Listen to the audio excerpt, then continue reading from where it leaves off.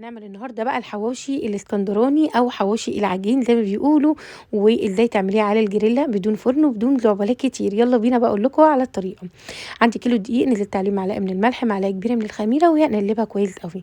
بعد كده نزلنا بقى بكميه الميه. الكيلو اخد معايا كده كوبين ونص من الميه. هنبدا بقى ان احنا نعجن العجينه كويس جدا لحد ما العجينه تبقى طريه. نسيبها بقى تختمر وبعد كده نعمل الحشو. نص كيلو من اللحمه، عندنا 3 بصلات مبشورين في الكبه، عندنا فلفل برده مبشور في الكبة، وهنا 2 من حبات البطاطس طبعا بشرينها بشر ناعم، معلقة من الملح، كمون، فلفل اسود، 7 بهارات، معلقة من البابريكا، واي نوع توابل تقدروا ان انتوا تضيفوه. قلبناها كويس جدا بالشكل ده، وفي الاخر هنضيف معلقة كده من التوم البودر.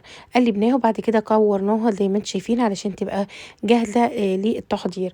هنبدأ بقى ان احنا ناخد العجينة بتاعتنا بعد ما اختمرت ونقطعها لقطع متساوية، وفي كل قطعة من العجين هنبدأ ان احنا نضيف طبعا اللحمة بتاعتنا في الحشو. ونجيب بقى الجريلا